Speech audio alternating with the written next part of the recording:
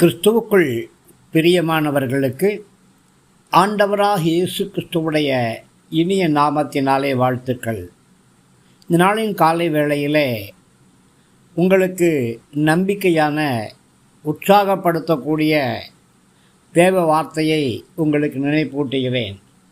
பேதுருவின் 1 நிருபம் 5 அதிகாரம் 7 வசனத்திலே, அவர் உங்களை விசாரிக்கிறவர் ஆனபடியால் உங்கள் கவலைகள் எல்லாவற்றையும் அவர் மேல் வைத்து விடுங்கள். பிரியமானவர்களே, பல நேரங்களிலே துக்கம் தோய்ந்த முகத்தோடு எங்களை விசாரிப்பார் யாருமே இல்லையே, எங்களை கேட்பார் யாருமே இல்லையே என்று சொல்லி கலங்கி கொண்டிருக்கிறீங்களா? சோதனையான நேரங்களிலே யார் எனக்கு ஆறுதல் கூறுவார் என்று அங்கலாய்க்கிறீர்களா?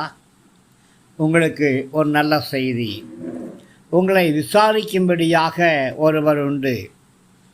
அல்லும் பகலும் அனுதினமும் அணுவரதமும் உங்களை அவர் விசாரிக்கிறார்.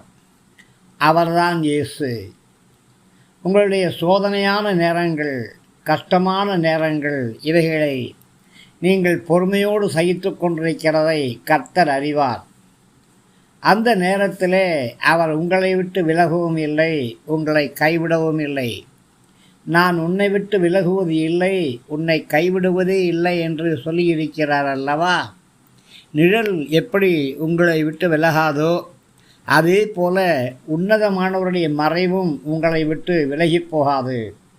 அவர் எப்பொழுதும் உங்களை விசாரிக்கிறவர். உங்களுடைய கவலைகள் அவருக்கு தெரியும், உங்களுடைய கண்ணீர்கள் அவருக்கு தெரியும், உங்களுடைய வேதனைகள், பாடுகள், அவைகள் எல்லாம் அவருக்கு தெரியும்.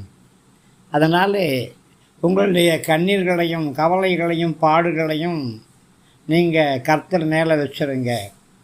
கர்த்தருடைய பாதுகாப்பும் பராமரிப்பும் எனக்கு உண்டு என்று திட நம்பிக்கையோடு அறிக்கை செய்யுங்க. நான் எந்த சூழ்நிலையில் இருந்தாலும் கர்த்தரை நான் உறுதியாய் பற்றி கொண்டிருக்கிறேன் அப்படிங்கிறது உங்கள் இதயத்தில் ஆழத்தில் இருக்கட்டும். உங்கள் கவலைகளை விசாரிக்கிறவர் மாத்திரமல்ல, எல்லா கவலைகளையும் நீக்கி போடக்கூடியவர். அவர் உங்களை ஆதரிக்கிறவர். தாய் மறந்தாலும் மறவாதவர்.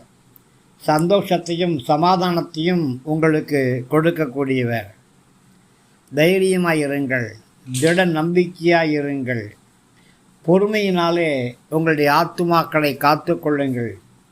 பாடுகளின் நேரத்திலே, துக்கங்களின் நேரத்திலே சிலுவையிலே பாடு அனுபவித்த இயேசுவை நினைத்து கொள்ளுங்கள். சகலமும் உங்களுக்கு நன்மைக்கு ஏதுவாய் நடக்கும்.